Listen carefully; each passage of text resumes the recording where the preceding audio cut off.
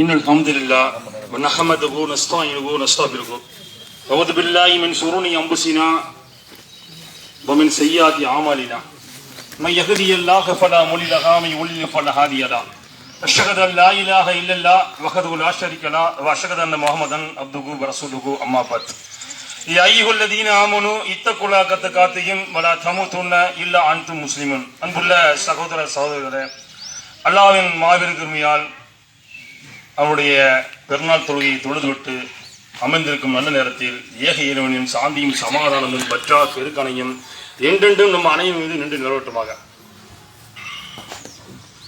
நபி ஸல்லல்லாஹு அலைஹி சொல்றாங்க, யார் பொய்யான பேச்சையும் பொய்யான நடவடிக்கையும் விடவில்லையோ அவர் பசித்திருப்பதும் தாகித்திருப்பதும் அல்லாஹ்வுக்கு எந்த தேவைன்னு சொன்னாங்க. அந்த அடிப்படையில் நாம இந்த 29 நாள் நோன்பு வச்சிருக்கோம். நோன்பு வச்சுட்டு இந்த பெருநாத்துக்கு இந்த அடிப்படையில் பெருநாத்துக்கு அமைந்திருக்கோம். இந்த நல்ல நேரத்தில் ஏக இறைவனின் போட்டி புகழ்ந்தராக அமைந்திருக்க நல்ல நேரத்தில் எல்லாருக்கும் ஒரு சந்தேகம் இருக்கலாம். இன்னைக்கு பெருநாள் தொழுகை திடீர்னு அறிவிச்சிட்டாங்களே, பார்த்தோமா பார்க்கலையா அப்படின்னு.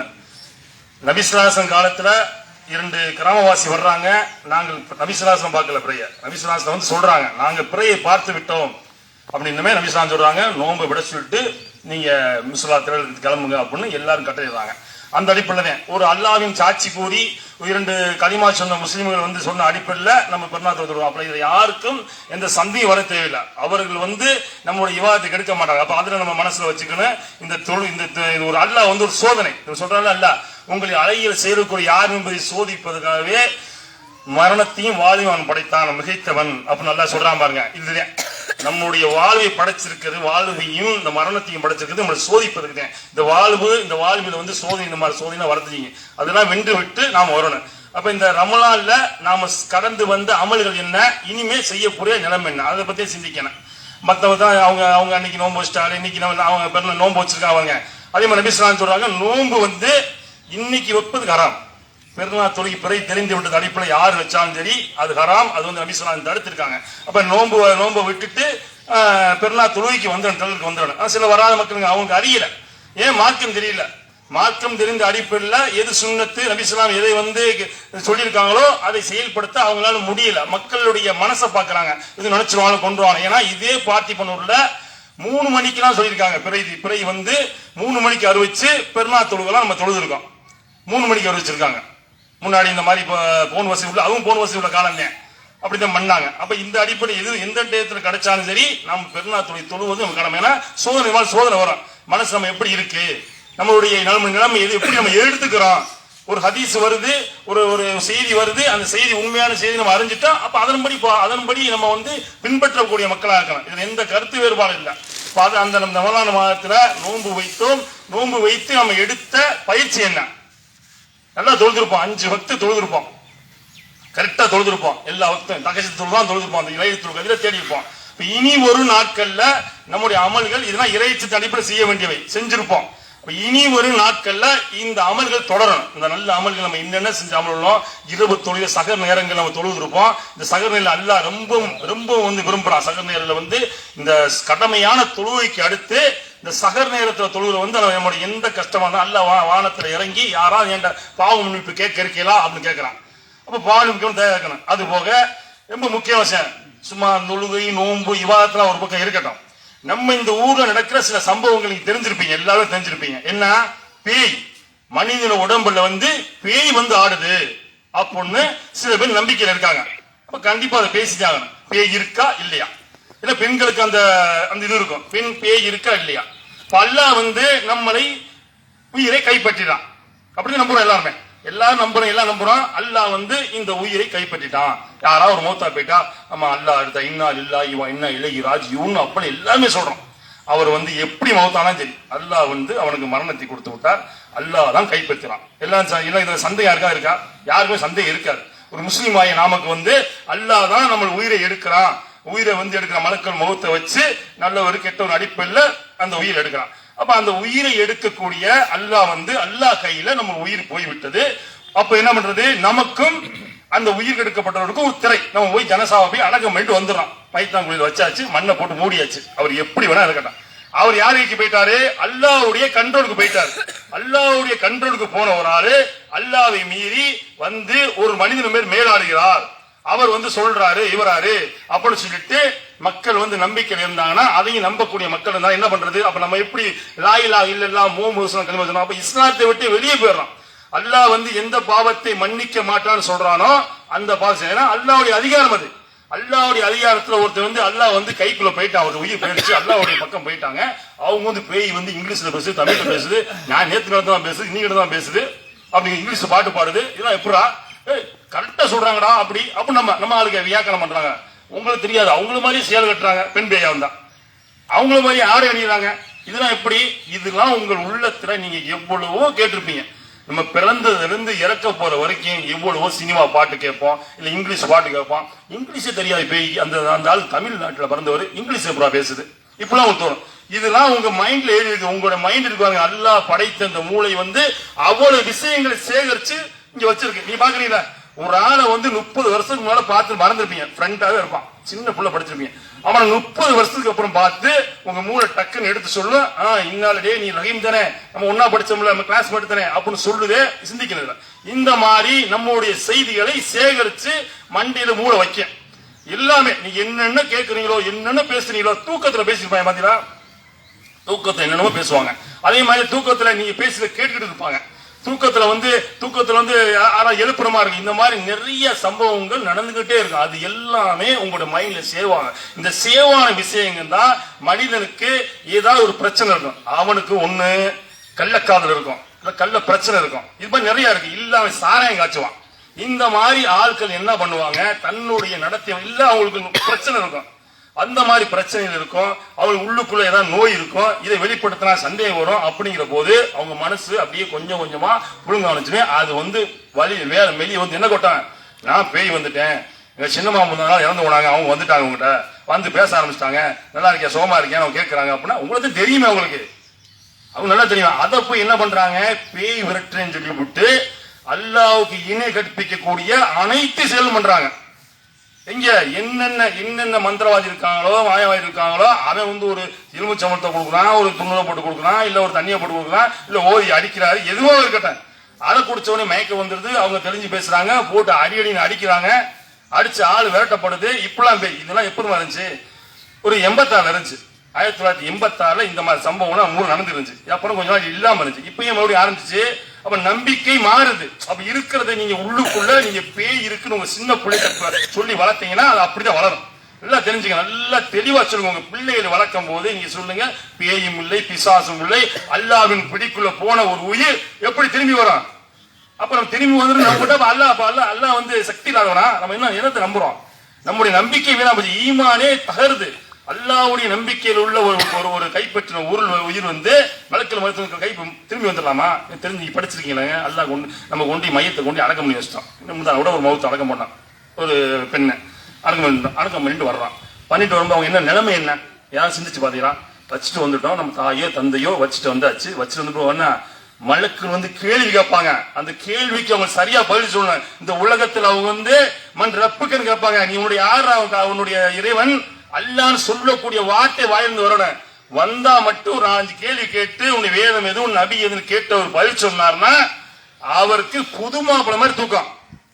பதில் சொல்லலையா கடைசி வரைக்கும் அடி இருக்கு, நங்குன்னு மண்டையில விடுங்க. அவர் போய் தப்பிச்சு வருவாரு.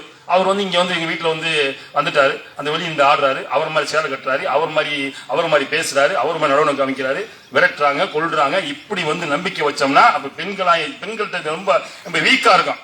பயந்துருவாங்க. பெண்கள் பலவீனமா இருந்தாங்க. அப்ப பெண்கள் சாவிய பெண்கள் இருக்காங்க. எந்த ஒரு பெண் சாவிய பெண்ணா பேய் ஆனதை நீ பாத்திருக்கலாம்? மௌத்தா இல்ல. எத்தனை சகாபாக்கள் வந்து ஷஹீதாக்கப்பட்டாங்க, எத்தனை போர்ல அவங்க எல்லாம் வந்துட்டாங்களா? அந்த சகாபிய பெண்கள்லாம் அவங்களுக்கு வந்து பேய் ஆடிச்சா?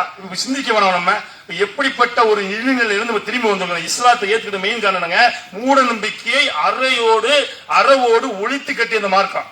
என்ன பண்றான், அந்த மூட நம்பிக்கை இருக்கான். நீ சாக நினைச்சு வச்சுக்காங்க, இன்னும் பேய் இருக்கு பிசாசுக்கு நம்புறது இல்ல.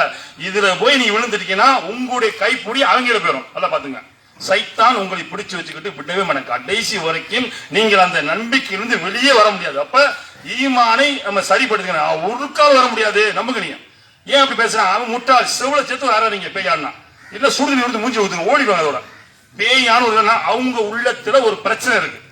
என்ன பிரச்சனைன்னு நீங்கள் ஒண்ணு கல்யாணம் ஆகாம இருக்கலாம், இல்ல கல்யாணம் பண்றது விருப்பம்லாம் இருக்கும், அதெல்லாம் பண்ண ஆடுவாங்க. நீ போய் ரொம்ப அவன் புருஷன் புருஷன் பிடிக்காம வாழ்ந்துட்டு இருப்பாங்க. இந்த மாதிரி பிரச்சனைலாம் வரும்போது அவங்க என்ன பண்ணுவாங்கன்னா, இதை எடுத்துட்டு யாரும் ஒண்ணும் பண்ண முடியாங்க. அவன் பாட்டுக்கு போடான்னு உங்களுக்கு பேச நினைப்பான். புருஷனை போடான்னு பேச முடியுமா? வாடா அப்படின்னு, வாடா போடான்னு அந்த இடத்த பேசிக்கலாம். பேய் வந்துருச்சுல. இப்ப சின்ன பையன் பெரிய ஆள பேசலாம், பெரிய ஆளு சின்ன பையனை பேச என்ன வேணா திட்டிக்கலாம். பேயிலப்பா சாதாரணமா நீங்க ஒரு சின்ன பையன் வந்து இல்ல ஒரு கணவனை வந்து இல்ல ஒரு மாமியாவை திட்டவன்னு இருக்கும். எப்படி திட்டுறது மாமியாவை? இதான் அவளை போடுறான், எங்களுக்கு பேய் வந்துருச்சு, அவளை என்னென்ன திட்ட முடியுமோ இதான் பிளான், திட்டமிட்ட பிளான். அவங்களோட ஃப்ரீ பிளான் இருக்கும். எப்படி எல்லாம் எவன ஏத்து வீட்டுல சண்டையா இருக்கும், இல்ல பக்கத்துல சண்டையா இருக்கும், இவ்வளவு திட்டுறதுக்கு தானே சான்ஸ். குப்பை கொட்டிருப்பாங்க, குப்பை கொட்டினா சொன்னா அடிக்க வருவாங்க, அவங்க கூட்டமா இருக்காங்க. எப்ப என்ன பண்ணலாம், ஏதாவது ஒரு சந்தர்ப்பம் கிடைக்கும்னா இந்த மாதிரி எதிர்பார்த்து. அப்ப இந்த மாதிரி எதிர்பார்த்து ஒவ்வொரு விஷயமும் சில விஷயங்கள் நம்ம மனசை மீறி நடக்கும். கண்ட்ரோல் இல்லாம நம்முடைய அந்த அந்த தாக்கத்தில் இருக்கும் போது அவங்க என்ன பண்ணுவாங்க, அந்த மாதிரி பேச்சு பேசுவாங்க. பாக்கி எல்லா 90% பேய்கள் எல்லாமே ஜோடிக்கப்பட்டவை.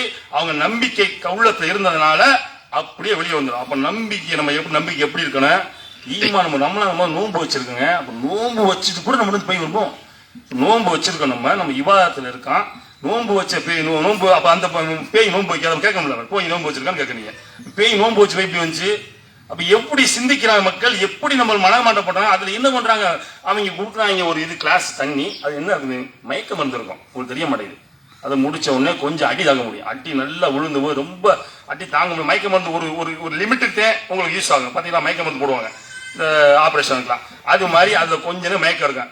அடி கொஞ்ச நேரம் தாங்க முடியும். அதுக்கப்புறம் அடி தாங்க முடியாது. எப்படி அடிப்பாங்க தெரியுமா, என்னென்ன அந்த இச்சையில தீர்த்துவாங்க. அவன் சாமியார்கிட்ட போய் அவங்ககிட்ட போய் அவங்களுக்கு என்ன தெரியும், மனுஷங்க அவன் நம்மள மாதிரி மலஞ்சலம் சுமக்கிற ஒரு மனுஷன் பேயை வெட்டி போடுவானா? பேயை வெட்டி விடுவானு. இப்ப நம்மளாம் பேய் இல்லைங்கிறோம்ல, எத்தனை கோழி அறுத்து சாப்பிடறோம். அந்த கோழி எல்லாம் எவ்வளவு கடுப்பா இருக்கும். அறுத்து ஆறு அறுத்து சாப்பிடறோம்ல, மாடு அறுத்து சாப்பிடறோம்ல, என்னென்னத்தை அறுத்து சாப்பிடறோம். காடை கவுதாரன்னு இதெல்லாம் கோவப்பட்டு பேயா வராதா? மனுஷன் மட்டும் பேயா வருவானா? இப்ப இறக்குற எல்லா பொருளும் பேயா வந்த நிலைமை என்ன சிந்திக்க வேணாமா? அவன் முட்டாள்தனமாக அவங்க நம்பிக்கையில அவங்க இருந்தாங்கன்னா, நீங்க போய் அல்லாஹ்வை நம்பக்கூடிய நம்ம அல்லாஹ் கைப்பற்றின ஒரு உயிர் எப்படி திரும்பி வரும்? இதுல உறுதியா இருங்க, ஒரு காலம் யாரும் வர முடியாது. இங்க இருந்து மரணிச்சு போன ஒருத்தனை திரும்பி வீட்டுல வருவாரு 3ஆம் நாள். பாரு என்ன பண்ற, வீட்டுல ஒரு ஆள் மௌத்தா போயிட்டா அவன் யூஸ் பண்ண பொருளை ஃபுல்லா எடுத்து தெரியுறாங்க. இன்னொன்னு இருக்கோ எல்லாத்துக்கும் ஏன் சொத்தை எடுத்து தெரிய வேண்டியது? யாராவது ஒரு சொத்தை எடுத்து தெரிஞ்சிருக்காங்களா? எப்படி நம்பிக்கை எப்படி இருக்கு? அவன் விட்டுட்டு போன சொத்து வேணும், நகை வேணும், நட்டு வேணும், அவர்கள் வந்து விடுவாங்க. அதுக்கு 3ஆம் பத்தியா 3ஆம் வந்து வீட்டு தட்டுவாங்களாம். சோமா இருக்கீங்களா, சாப்பிட்டீங்களா கேட்பாங்களாம். ஏன்னா ஏன் இப்படி, ஏன் நம்பிக்கை இருக்கு? இறந்து போய்விட்டால் அவர்கள் ஒருபோதும் வர முடியாது. அவங்க அல்லாஹ்வுடைய கண்ட்ரோல் இருக்காங்க. வயசு ஒரு திரை இருக்கு நல்லா சொல்றான். அவர்களுக்கும் நம்மளுக்கும் திரை போடப்பட்டு விட்டது. நல்ல மையத்தினா புது மாப்பிள மாதிரி தூங்கு, கெட்ட மையத்தா மழுக்கு நங்குன்னு மண்டையில அடிச்சிட்டு இருக்காங்க. கபூர் அப்படி இரியுதுங்க, சாதாரண விஷயம் இல்லை. நீங்க நினைச்சிட்டு இருக்க நாளைக்கு கபூருடைய வாழ்க்கை, இது கபூருடைய வாழ்க்கை எப்படி இருக்க, உள்ள கொண்டு வச்ச உடனே அப்படி இழிகிற அவர்கள் அமலுக்கே பார்த்தா விரிங்க. நம்ம என்ன அமல் பண்ணிருக்கோம், அந்த அமலை பார்த்து என்ன அமல் பண்ணோம், எப்படி நம்ம ஈமான் இருந்துச்சு. அப்ப ஈமான் இழந்துடக்கூடாது. இவ்வளவு தெரிஞ்சு இவ்வளவு நம்பிக்கை வந்து எவ்வளவு கஷ்டப்பட்டு நம்ம நோன்பு நிற்கிறோம். அந்த நம்பிக்கை நம்ம வந்து அப்படி அசால்ட்டா வந்து சாதாரணமாக, ஏன்னா இணைப்பின் காரணம் ஒருபோதும் மீற முடியாது. இந்த நம்பிக்கை உங்க பிள்ளைகளை சொல்லி வளங்க. ஒருபோதும் இறந்தவர்கள் வரவே முடியாது, இங்கே வர முடியாது. ஏதாவது ஆடுதா ஆசைதா போய் நேர போய் பாருங்க, ஒண்ணுமே பேப்பரா இருக்கும். இல்ல எவனாவது ஒரு என்ன பண்ணுவான், வீட்டை காலி பண்ணி என்ன பண்ணுவான், கதவு தோயாம தீவி தள்ளிட்டு போவான். முன்னாடி அப்படி நடக்க இல்ல கதை தூக்கி ஓட்டுல எறிவாங்க. ஏன் உனக்கு ஏதாவது சண்டை இருக்க, அப்ப என்ன நைட்ல வந்து கதவு தட்டி இருக்காங்க ஒரு வீட்டை காலி பண்றதுக்கு. இந்த மாதிரி பிளான் எல்லாம் பண்ணி நிறைய பேர் பண்ணுவாங்க. அப்ப இதுலாம் நீ நம்ப கூடாது. பேய் ஒருபோதும் இல்லை, ஒருபோதும் மௌத்தானவர்கள் திரும்பி வரவே முடியாது. அப்ப நம்முடைய அமல்களை வீணாக்கக்கூடிய செயல் செய்யக்கூடாது. அதுபோக அல்லாஹ் சொல்றான் திருக்குறள்ல 3ஆம் அத்தியாயம் 190 அவர்கள் நின்றும் அமர்ந்தும் படுத்த நிலையிலும் அல்லாஹ்வை நினைப்பார்கள், வானங்களும் பூமியை படைக்கப்பட்டது குறித்து சிந்திப்பார்கள். எங்கள் இறைவா, இதை நீ வீணாக படைக்கவில்லை, நீ தூயவன், எனவே நரக வேதனையிலிருந்து எங்களை காப்பாற்றுவாய் என்று அவர் கூறுவார்கள். திருக்குறான்ல 3ஆம் அத்தியாயம் 190 என்ன சொல்றான்ல, நம்ம ஈமான் கொண்டான். நம்ம ஈமான் எப்படி இருக்கு, நின்று அமர்ந்து படுத்து. ஏன் அது படுத்து சொல்றான், எந்த நிலையிலும் நம்ம போகலாம். இன்னைக்கு நல்லா திடகாத்திரம் உட்கார்ந்து இருக்கான், நல்லா நிக்கிறான், நல்லா அமர்றான், நாளைக்கு ஒரு நாள் படுத்த நிலைக்கு போவான். அப்ப எந்த நிலையிலும் நீங்கள் வந்து அந்த ஈமா அல்லாவை நினைச்சுட்டே இருக்கணும். நீங்க அல்லாவை நினைக்க கூடாது. ஏன் நினைக்க சொல்றான்ல, அதையும் சொல்றான்ல. என்ன சொல்றான், இதெல்லாம் குறித்து சிந்திப்பாங்களாம். இது இதுக்கு படிச்சு இவன் என்ன சிந்திச்சுட்டு இருக்கான், இது இந்த வேப்ப மரத்துக்கு படிக்க விட்டுச்சு. வேப்ப மரத்தை கொலைய வச்சு என்ன பண்ணுவாங்க, வேப்ப மரத்தை பட நிழல் இருக்கு, அதோடைய பயன் இருக்கு, எவ்வளவு பயன் இருக்கு, அதை குறித்து சிந்திப்பான். இவன் என்ன பண்றான், வேப்ப கூடத்தை வரிச்சுட்டு வந்து வீட்டுக்கு முன்னாடி கட்டுறது இருக்கான். இவங்க வந்துருவாங்களாம், அது இது அம்மா பத்திரிச்சா பொண்ணு. அப்ப எப்படி சிந்திக்கிறோம் நம்ம, இப்படியா சிந்திக்கிறது? ஆனா படைச்சிருக்க வேப்ப மரத்துல எவ்வளவு பயன் இருக்கு, அது அமெரிக்கார எடுத்துட்டு போய் என்னென்ன வேலை பார்க்கறான், இங்க உள்ள பொருட்கள் எல்லாம் எதுக்கு, நல்லா நீங்க உங்க உடம்ப சிந்திச்சு பாருங்க. அப்ப மனிதனாகி நாம வந்து அல்லாஹ் சொல்றான், இது எதையுமே வீணா நல்லா படிக்கிறாங்க. நம்மளை படைச்ச வீணா நினைச்சிருக்கீங்களா? நம்மள்ட்ட ஒவ்வொரு டீமும் ஒரு கேள்வி இருக்கு. அல்லாஹ் நம்மளை கேள்வி கேட்பாங்க, மறுமை நாள்ல நீங்க என்ன பண்ணீங்க, என்ன செஞ்சீங்க, உங்களுக்கு ஆயுசை கொடுத்தேன், உங்களுக்கு பணத்தை கொடுத்தேன், உங்களுக்கு திடகாத்திரத்தை கொடுத்தேன், நீ தொழுதியா, நீ நின்று வணங்கியா, நம்மளுக்கு எப்படி இருந்துச்சு, கஷ்டமா இருந்துச்சு. நம்மளால ஒரு மணி நேரம் நம்ம நின்று வணங்குறதுக்கு அவ்வளவு கஷ்டப்படுறோம். அல்லாஹ் சொல்றான், நீங்க என்னை நன்றி சொல்லுங்க, உங்களை நான் படைச்சிருக்கேன், எப்படிலாம் படைச்சிருக்கேன், உங்களை கண்ணை பாருங்க, உங்க காலை பாருங்க, கால் நடக்கிற காலை பாருங்க, ஒரு மூட்டை பாருங்க, இப்படி மூட்டை திரும்புமா, ஒரு மூட்டை உடைஞ்சுன்னா இன்னைக்கு வந்து ஒரு முட்டுக்கால் உடைஞ்சு ஆக்சிடென்ட் எவ்வளவு போறாங்க, எவ்வளவு செலவு வருது, எவ்வளவு அல்லாஹ் ஒரு கிட்னியை பாருங்க, ஒரு கல்லிகளை பாருங்க, எவ்வளவு அல்லாஹ் நம்மளை அழகா படைச்சிருக்கான், எவ்வளவு சிந்திச்சு உடல உள்ள எண்ணத்தை போட்டாலும் தள்ளி அரைச்சு சத்துக்கிட்டு மாவாக்கி என்னென்னத்துக்கு போயிட்டு அப்படி அல்லாஹ் தெளிவா நம்மளுக்கு கழிவா போயிட்டு இப்படி ஒரு சிஸ்டத்தை அல்லாம வச்சிருக்கானே.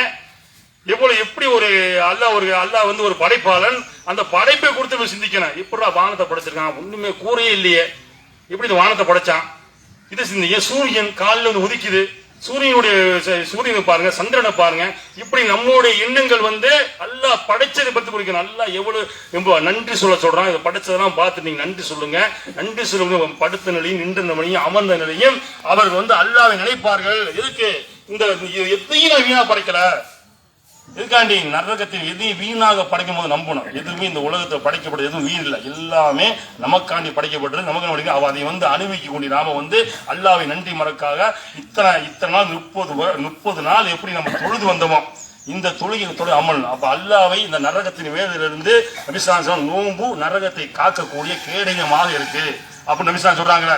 நம்ம எவ்வளவு பேரு நரகத்தை காக்கக்கூடிய செயல் பண்ணோம், குர்ஆன் எவ்வளவு பேர் மனப்பாடம் பண்ணோம், எவ்வளவு பேர் அல்லாஹ்வுடைய வேதத்தோட தொடர்பு வச்சுக்கிட்டோம். இதெல்லாம் நினைச்சு பாருங்க, ஒவ்வொரு நாள் நினைச்சு பாருங்க. அம்மன் நிலை அல்லாஹ் வந்து நம்மளை படைத்த நோக்கம் பாத்தீங்களா? சின்ன பிள்ளை எப்படி நம்ம கொஞ்சம் விளையாடுறோம், அதோட சின்ன பிள்ளை நிலைமை பாத்தீங்களா? அல்லாஹ் அதை வந்து 9 மாசம் உள்ளக்க வைக்கிறானே, ஒரு பை மாதிரி போட்டு அதுக்கு உயிரை கொடுத்து நீ சிந்திச்சு பாருங்க, இதெல்லாம் முடியுமா நம்மளால? அல்லாஹ் வந்து எவ்வளவு ஒரு படைப்பாளன், நம்மளை வந்து 9 மாசம் நம்ம அந்த அல்லாஹ் அம்மாவுடைய கருப்பைகள் இருக்கமே வந்து வெளியே வந்து அந்த கஷ்டத்தோட வந்து விழுவுறமே, அவங்க எவ்வளவு கஷ்டப்பட்டு சிரமப்பட்டு நம்மளை பெற்று எடுக்கிறாங்களே, இதெல்லாம் சிந்திக்க வேண்டாமா? அல்லாஹ் கருவை எப்படி அமைச்சு, கருவை பத்தி பேசுறாங்க. இந்த கருவை ஆராய்ச்சி பண்ண ஒரு விஞ்ஞானி என்ன பண்றாரு, இஸ்லாத்தை எடுக்கிறாரு. ஏன் இப்படி துல்லியமா இறைவன் சொல்றான், இது இறை வேதமா தான் இருக்கணும். ஆனா அதை இறை வேதமா ஏற்றுக்கொண்ட நாம வந்து குர்ஆனை சிந்திக்க மாட்டோம். அல்லாஹ் எதுக்கு படைச்சிருக்கான், அதை என்ன பண்றான், மௌத்தாக்களுக்கு யாசின் சூரா ஓதி பாத்தியா ஓதுறதுக்கு மட்டும் யூஸ் பண்றோம். எதுக்காக யூஸ் பண்றோம் நம்ம? எவ்வளவு வசனம், எவ்வளவு படிச்சு போட்டு இஸ்லாத்தை நோக்கி வேகமா ஓடி வர்றாங்க. அதோட வசனத்தை பார்த்து எப்படி பேசுறாங்க, வானத்தை பேசுறான், பூமியை பத்தி பேசுறான், கருவை பத்தி பேசுறான். கருவுல ஒரு சாதாரண விஷயம், கருவு உள்ள இருக்கிறது ஸ்கேன் போட்டு நீங்க பாக்கணும். எப்படி லேட்டஸ்டா வந்த ஸ்கேனு, அதுக்கும் 1400 வருஷத்துக்கு முன்னாடி அல்லாஹ் கருவறையை பத்தி பேசுறான். இது மாதிரி சிந்திக்க, நீங்க நம்ம சிந்திக்கக்கூடிய சமுதாயம் இருக்கோம், சிந்திக்கணும். அது இன்னொரு விஷயம், நம்ம படிக்கிறோம், எல்லாரும் படிக்கிறோம். எதுக்கு படிக்கிறோம்? படிப்பது எதுக்கு? வேலை வாங்குறதுக்கு இல்ல, நம்முடைய சமுதாயத்தை முன்னேற்றதுக்கு. சில பேர் சமுதாயத்தை முன்னேற்றம் சொல்லிட்டு இருக்காங்க, சில பேர் படிச்சுட்டு வர்றாங்க. நம்முடைய படிப்பு எப்படி இருக்கணும்னா, ஏன்னா இதெல்லாம் தெரியும், இதெல்லாம் நம்ம வந்து நடைமுறைப்படுத்தலாம். படிக்கிறோம், படிச்ச வேலைக்கு நம்ம போக மறுக்கிறோம். அதுக்கு வேலை தேட நம்ம என்ன வெளிநாடு எங்க? இன்னைக்கு நம்ம நிலைமை என்ன? இன்னைக்கு இந்தியாவால நம்ம நிலைமை என்ன? ஓட்டு போடுவார் இருக்கோம், யாருக்கு ஓட்டு போட நீங்க தெளிவா இருப்பீங்க, தெளிவாவே இருங்க, சரியா? அந்த உப்புமா நமக்கு எப்பவுமே வேணாம் அப்படின்னு உறுதியா இருங்க. அப்ப நம்ம இருக்கோம், நம்ம வந்து இந்த படிக்கிறோம். எல்லாரும் இன்னைக்கு படிக்க, ஒரு காலத்துல 80-90 படிக்கிறதுக்கு வந்து ரொம்ப கஷ்டப்பட்டாங்க, படிக்க மாட்டாங்க. பெண்களை வந்து 7வது 8வது ஸ்டாப் பண்ணு, மேஜர் ஆயிட்டாலே கல்யாணம் பண்ணி கொடுக்க பேசுவாங்க. இன்னைக்கு நம்ம அல்ஹம்துலில்லாஹ் அல்லாஹ்வின் அருளால படிக்க வைக்கிறோம். அந்த படிச்ச பெண்களாம் சரி ஆண்களாம் சரி அந்த தரத்தை உயர்த்துங்க. அது படித்துக்கூடிய படிப்பை வந்து பயன்படுத்தணும், நம்ம மக்களுக்கு பயன்படுத்தணும். நீ படிக்காம நம்ம எந்த வேலை இல்லாம, எந்த அலுவலகத்தில் இல்லாம, எந்த வேலை வாய்ப்பும் இல்லாம எங்க போனாலும் நம்ம 0 இருக்கான், 1-2 இருக்கான், அவன் அதோட அப்படி இருக்கான். அப்ப லஞ்சம் வாங்கி ஒரு டாக்டர்கிட்ட போறோங்க, டாக்டர் நீ போனோம்னா முஸ்லீம் டாக்டர் போனா கூட அவர் வந்து சமுதாய சிந்தனையோட நல்லா பண்ணுவார் அப்படி சொன்னா போனா கூட சமயத்தில் சம்பவம் அவர் கூட என்ன பண்றாரு, அந்த காசத்தையும் பாக்குறாரு. சமுதாயத்துக்கு ஒரு நன்றி சொல்லுவோமே, அவ்வளவு கூட்டங்கள் அவ்வளவு வருமானம் வந்தா கூட அவங்க என்ன பாக்குறாங்க, அதை நம்மளை காசாக பார்க்க அப்படி பாத்துறாங்க. நீங்க ஒரு டாக்டர் படிக்கலாம், நாளைக்கு இன்ஜினியர் படிக்கலாம், இல்ல நாளைக்கு வியூ ஆகலாம், இல்ல ஆர்ஐ ஆகலாம், என்ன வேணாலும் ஆகலாம், ஒரு அரசு அதிகாரம் ஆனாலும் சரி, சமுதாயத்துக்கு பயன் தரக்கூடிய செயலை செய்யணும். பாத்துங்க, அல்லாஹ் நம்மளுக்கு வந்து ஒரு ஒரு ஒரு விஷயத்தை கொடுத்தா வச்சுக்கிறேன், அதை நன்மையாக்க முயற்சி பண்ணணும். எந்த நமக்கு என்ன சக்தி இருக்கோ, என்ன என்ன இருக்கோ, இப்ப நம்மளுக்கு தகுந்த மாதிரி சக்தி இருக்கு, யாரும் எதுக்கணுமா எதுங்க, சண்டை ஓடணுமா, கோழையா இருக்காங்க எல்லாம் நபிசா சொல்றாங்க, கோழையா ஒருபோது இருந்தாங்க, கோழைத்தனத்திலிருந்து பாதுகாக்கிறாங்க. கோழையா இருக்கக்கூடாது, வீரமா இருக்கணும். எதுவா இருந்தாலும் சரி, படிக்கிற நாம வந்து நாளைக்கு வந்து ஒரு பதவிக்கு வந்து விட்டால் இந்த லஞ்சம் இது சமுதாயம் சொல்லுங்க. நம்ம இன்னைக்கு ஒரு விஷயம் எடுத்துக்கிட்டோம்னா இன்னைக்கு இடஒதுக்கீடு இருக்கு, அந்த பிரச்சனை இருக்கு, அதெல்லாம் நம்ம எவ்வளவு பேர் பயன்படுத்துறோம், எவ்வளவு பேர் வேலைக்கு போறோம், இதெல்லாம் நம்ம மக்கள்கிட்ட போய் நம்ம மக்களுக்கு தெரியாமலே இருக்கு. ஏன்டா படிக்கிறோம், படிச்சு நம்ம அந்த வேலைக்கு போல, எல்லாரும் இன்ஜினியர் படிச்சு போய் அங்க வெளிநாட்டுல போய் பொட்டிக்கல்ல போய் உட்காந்துருக்காப்லையே, பக்கலாக்கல்ல போய் உட்காந்துருக்காப்லையே.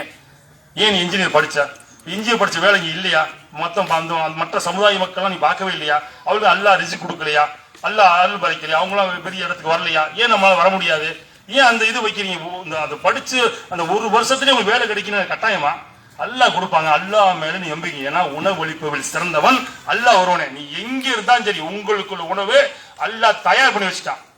நீங்க கடைசி உணவை சாப்பிடாம மரணிக்க மாட்டீங்க. அப்படிப்பட்ட அல்லாஹ் நமக்கு எந்த இடத்துல இருந்தாலும் நமக்கு வந்து நல்லதை தருவான் அப்படின்னு நம்பிக்கை வைக்கணும். அந்த ரமலான் மாதத்தில் நம்ம செய்த அமல்கள் எல்லாம் நிரந்தரமாக தொடரணும். ஆயிஷா சொல்றாங்க, சொல்றாங்க என்ன சொல்றாங்க, எந்த அமல்கள் வந்து நிரந்தரமாக செய்யப்படுதோ அதுதான் ஏத்துக்கப்படும்.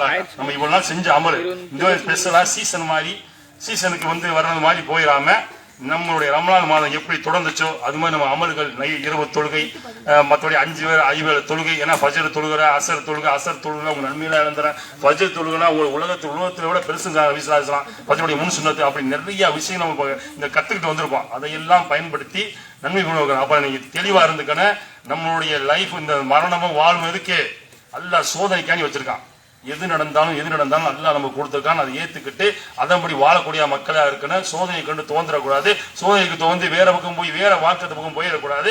அது போக பேய் பிசாசு, இந்த முனி ஓட்டம் அந்த ஓட்டம் இதெல்லாம் சொல்றாங்களா, எல்லாமே ஹம்பக், எல்லாமே போய் மனசு வச்சு. யாரும் இந்த உலகத்துல மரணித்தால் வரவே முடியாதுன்னு உறுதியை நம்பிங்க. ஏன்னா அந்த அந்த அந்த அந்த கட்டத்துக்குள்ள போயிட்டு வச்சுக்கோங்களேன், அந்த சைத்தான் உங்களை பிடிச்சிடும், அப்படியே பிடிச்சி வச்சுக்கலாம், ஒண்ணுமே பண்ண முடியாது. நீங்க வெளியே வர்றதுக்கு அவ்வளவு கஷ்டப்படணும். அந்த அந்த நம்பிக்கை விட்டு வெளியே அப்ப ஈமானோட நம்ம கலந்துருக்கோம், ஈமானோட ஒரு முஸ்லீம் ஆயிருக்கோம், அந்த தன்மையோட இருக்கணும். அது போக நம்மளோட படிக்கிற படிப்பை வந்து சரியாக பயன்படுத்தி அதை பேர் நன்மக்களா இருக்கணும். அந்த பிறை விஷயத்துல வச்சுங்க. இனி வரலாம், இனி இது போல சோதனை வரலாம் நமக்கு. அடுத்த ஒரு பெருநாள் இருக்கு. இப்ப யார் மாசம் அந்த பிறை பாக்குறோம்ல, நம்ம தவிநாடு தவிசம சார்பாக பிறை பார்க்க கமிட்டி வச்சிருக்கோம். ஒவ்வொரு நாளும் ஒவ்வொரு மாசமும் பிறை பார்ப்போம். பாத்தீங்கன்னா வாட்ஸ்அப் போடுவோம், ஒவ்வொரு மாசமும் பிறை பார்க்கலாம். அது போக பள்ளி கட்டியிருக்கோம், உங்களுக்கு தெரியும், பள்ளி கட்டி அலுவலா அல்லாஹ்வுடைய அருளால பள்ளி கொட்டி நடந்துட்டு இருக்கு. மக்கள்லாம் தொழுக வர்றாங்க, பெண்கள் வர்றாங்க. இந்த பள்ளிக்கு வந்து இப்ப பெண்களுக்கு வந்து மேல வச்சிருக்கோம்ல, அந்த மேல் பாகமும் நம்ம கட்டி முடிக்கணும். நம்ம வந்து வெளியில நம்ம உதவிலாம் கேட்கல, நம்முடைய பாத்தின் மக்கள் காசை கொண்டே கொஞ்சம் கொஞ்சமா எழுப்பி தான் வச்சிருக்கோம். அப்ப அந்த மேல உள்ள கட்டணம், அதுக்கு உங்களால முடிந்த நிதி உதவியை பண்ணுங்க. உங்களால முடியினா கூட அடுத்தவட்ட எடுத்து சொல்லுங்க. பள்ளி வந்து வளர வளர இந்த மாதிரி கொள்கைகள் நம்ம வந்து கொள்கை நமக்கு தெரியாம இருக்காங்க. முன்னாடி இந்த மாதிரி விளக்கம் சொல்ல ஆரம்பிந்தாங்க. நீங்க பாத்தீங்கன்னா முன்னொரு காலத்துல ஆலிம்சா வந்தாத்தே கல்யாணம், ஆலிம்சா வந்தாத்தே மௌத்த தூக்கணும், ஆலிம்சா வந்தாத்தே எல்லாம் பண்ணணும், அவர்தான் எல்லாரும் புரோகித முறையை கொண்டு வந்தாங்க. நல்லா தெரிஞ்சுக்க, புரோகிதது மற்ற மார்க்கு இஸ்லாத்துல ஒருபோதும் புரோகிதம் இல்ல. என்ன உனக்கு தெரியுமோ, ஒரு ஜனசா தொழு வைக்கிறான்னு சரி, அவனுக்கு உரிமைப்பட்டன் வைக்கணும், ஒரு நல்ல விஷயம் நடத்தினா கல்யாணம் பண்றது கூட எவ்வளவு கஷ்டமாக்கி வச்சிருந்தாங்க. சுண்ணத்து கல்யாணம் பாத்திருக்கீங்களா? சுண்ணத்து கல்யாணம் சொல்லிட்டு முன்னாடிலாம் ஒரு காலத்துல ஓட்டு சோவடிச்சு, சின்ன பையனை சோவடிச்சு எல்லாம் பண்ண, அவனுக்கு தெரியாது எதா இருக்க போறாங்கன்னு. அப்ப கூட்டி கொண்டு போய் அவனை சோவடிச்சு கொண்டு போய் வச்சு உட்கார வச்சு தேங்காய் சீலை கொடுத்து இப்பெல்லாம் கொண்டு போய் நீங்க கத்தனா பண்றீங்க. முன்னால எவ்வளவு கஷ்டப்படுத்தாங்க, கொண்டு வந்து எல்லாரும் முன்னாலும் உட்கார வச்சுக்கிட்டு அப்படி மார்க்கத்தை புரிஞ்சு வச்சிருந்தாங்க. கல்யாணம்னா என்ன பண்றது, குதிரையில கூட்டி போறது, மாப்பிள்ளையே தெரியாது. முன்னால மாப்பிள்ளை நீங்க ஊர்வலம் போவாங்க, எப்படி ஊர்வலம் போகும்போது மாப்பிள்ளைய சோவடிச்சு, மாப்பிள்ளை மூஞ்சியே தெரியாது, போறவெல்லாம் கொடுத்து இறப்பி விட்டு கலர் ஊத்துவாங்க. ரொம்ப காமெடியா இருக்கும். இப்ப நினைச்சலாம் பார்த்தாலும் ரொம்ப காமெடியா இருக்கு. மல்லாம் வச்சு ஆளு என்னன்னு தெரியாது, அடையாளமே தெரியாது. அப்ப போய் விரிச்சு பார்த்தேன், தொப்பியெல்லாம் போட்டு அவர் வாழ்க்கையை ஒரு நாள் தூக்கி போட்டுருக்காரு. தொப்பியெல்லாம் போட்டு உள்ள போய் இருந்து சுண்ணத்தார் உட்காந்து கையில 2 மோதிரம், தங்க மோதிரம் போட்டிருப்பாரு, வரசனாக மோதிரத்தை போட்டிருப்பாரு, கையில ஒரு வாட்சி போட்டிருப்பாரு. எல்லாமே ஹராமா இருக்க. ஆனா அவர் என்ன பண்ணுவாரு, அப்படி சுண்ணத்தா போய் சுண்ணத்து முறையில் உட்காருங்க. இப்ப நான் பாத்தீங்களா, கல்யாணத்துக்கு போனீங்கன்னா சுண்ணத்துல உட்காருங்க. என்ன சுண்ணத்து முறையில் உட்காரு என்ன தெரியல. ஆனா தொழுகப்பா திரும்பி உட்காந்து அப்படி ஒழுகணும். அப்ப சுண்ணத்து முறையில் உட்காந்து இப்படி மூட நம்பிக்கையினே அதிகம் அதெல்லாம் தெரியாத காலம். ஏன்? மறைக்கப்பட்ட மார்க்கம். இன்னைக்கு எல்லாமே தெளிவா இருக்கு. குரான் எது, ஹதீஸ் எது, புகாரி எது, திருமதி எது, எல்லாருக்கும் தெரியும். யாராவது கேட்டாலா எடுத்து போடுப்பா, ஹதீஸ ஆதாரத்தை எடுத்து போடு, நாங்க நடைமுறைப்படுத்துறோம் அப்படின்னு சொல்லக்கூடிய மக்களா இருக்கணும். அந்த மாதிரி போலிய அந்த புரோகித முறையத்தை ஒழிச்ச இஸ்லாம் முற்றிலுமா ஒழிச்சிருக்கு. அப்ப நாம இந்த ரமலான் மாதத்தில் எப்படி நடந்து கொண்டோமோ இனி வரும் நாட்களிலும் இந்த அமலை தொடரணும். இறை எச்சத்தோட நம்ம வாங்கணும். இப்ப இந்த இத்தனை பக்கம் வந்திருக்கோம்ல, இது அல்ஹம்துலில்லாஹ் எல்லா போலும் இறைவனுக்கு. நான் கூட நினைச்சு பார்க்கல இவ்வளவு பேர் வருவாங்க. ஏன்னா நைட்டு நாங்க எங்களுக்கு மட்டும் சொல்லிக்கிட்டோம், சொல்லணும்னா சொல்லிக்கிங்க அப்படின்னு சொன்னா இவ்வளவு பேர் வந்து அந்த சத்தியத்தை புரிஞ்சுக்கிட்டு வராங்க. அதே பெரிய விஷயம். சத்தியத்தை புரிஞ்சுக்கிட்டா அந்த எந்த இடத்துக்கும் அந்த இடவழிக்காம நம்பிக்கையில அந்த சத்தியம் மட்டும் சொல்லிட்டாங்க, பிறகு பார்த்துட்டாங்க சொன்ன அடிப்படை நம்ம வந்துட்டோம். அப்ப அந்த அடிப்படை பெருநா தொழில் அப்ப அந்த பெருநா தொழில் வந்தது போல் எப்பவுமே சரி அல்லாஹ் காட்டிய வழிபடி நடந்து அவனுடைய சொற்க ஜன்னத்து ரொம்ப மிகப்பெரிய விஷயம். இந்த உலகத்தை விட மறு உலகத்தை விட, ஏன்னா கடைசியா சொர்க்கத்துக்கு ஒருத்தன் வருவான். நபிஸ்லாம் சொல்றாங்க, கடைசியா அல்லாஹ் தூக்கி நரகத்திலிருந்து கரைக்கு இப்படி வெளியே போடுவான். அவன் இங்க இருந்து போல தூரத்துல சொர்க்கம் இருக்குமா, அந்த காற்று அடிக்குமா, அல்லாஹ் இன்னை அந்த காற்றுக்கு பக்கத்துல விடுவான்னு சொல்லுவான்.